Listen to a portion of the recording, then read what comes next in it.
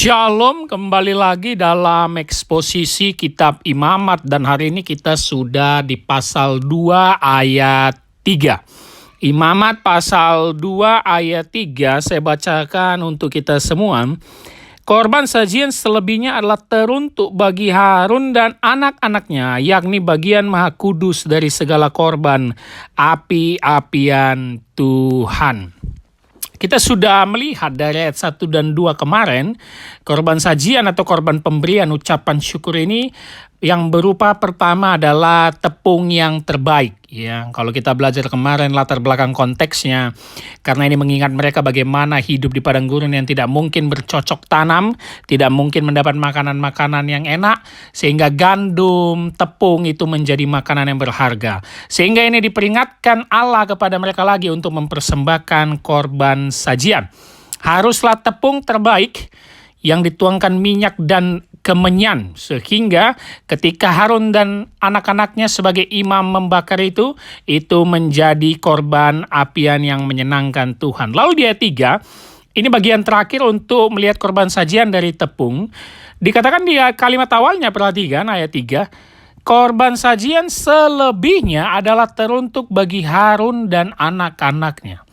Jadi ternyata ketika Harun membakar di atas mezbah tepung yang terbaik korban sajian ini, ada bagian-bagian yang sudah dipersiapkan orang Israel yang harus juga diberikan kepada Harun dan anak-anaknya.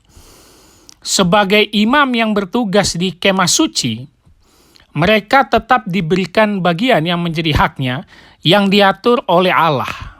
Ya, sehingga ini menjadi bagian atau pendapatan bagi keluarga Harun dan anak-anaknya. Kenapa?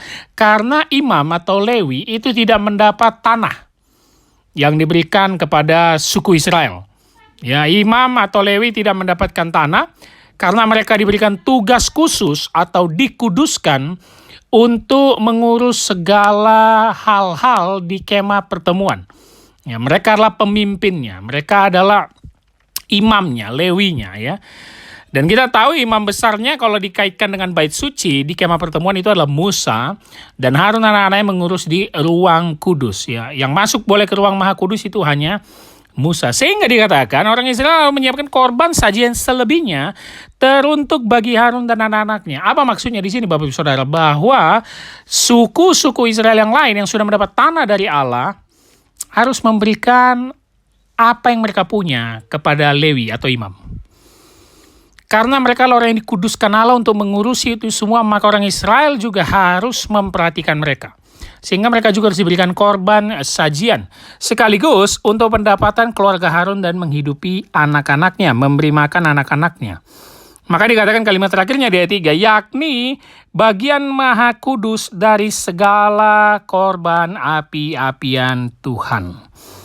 Yang diberikan ke Harun juga menjadi bagian yang kudus atau yang terbaik ya dari korban api-apian Tuhan. Menarik cara Allah. Selain kita lihat kemarin di ayat 1 dan 2 bahwa Allah tetap memperhatikan umatnya untuk memperingatkan bagaimana pemeliharaannya, kasihnya terhadap mereka di padang gurun sehingga mereka harus memberikan korban sajian sebagai ucapan syukur. Tapi Allah juga tidak melupakan Harun, Lewi yang tidak mendapat tanah. Ya. Allah tetap mencukupkan mereka dari hasil suku-suku saudara mereka yang sudah mendapatkan bagian tanah. Sehingga Harun juga imam yang dikuduskan harus mendapatkan bagian yang kudus dari korban sajian tersebut. Nah, ini yang bisa kita lihat dari ayat 1 sampai 3 tentang korban sajian tepung yang terbaik. Kemarin kita sudah pahami bahwa korban sajian tidak ada penumpahan darah seperti korban bakaran dan korban-korban lainnya.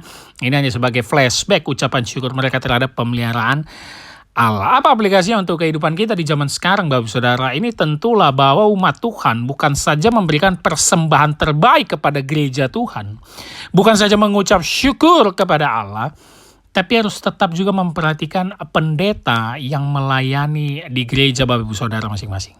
Nah, ini penting harus kita pelajari. Terkadang kita sudah negatif ya terhadap hamba Tuhan di zaman sekarang yang kita berkata nanti kalau aku berikan uangku dia akan korupsi, dia akan larikan, nggak tahu untuk apa itu. Tidak ya Bapak Saudara. Kita sebagai orang percaya harus memberi terbaik kepada Tuhan dan juga memberi terbaik kepada pelayan-pelayan Tuhan di gereja lokal kita masing-masing. Itu dia. Ya. Tentulah kita bisa memberikan masukan jika memang para hamba Tuhan yang melayani gereja kita melakukan kesalahan atau tidak konsisten atau tidak maksimal dalam melayani. Tentu. Tapi kita harus memberikan hormat ya kepada mereka. Kita tidak boleh sembarangan terhadap hamba Tuhan. Karena saya lihat respect terhadap hamba Tuhan di zaman sekarang sangat-sangat berkurang. Nah ini yang harus kita perhatikan ya. Bukan berarti kita harus memberikan banyak uang kepada mereka. Tidak, berikanlah yang terbaik, kewajiban terbaik yang juga diatur oleh Alkitab.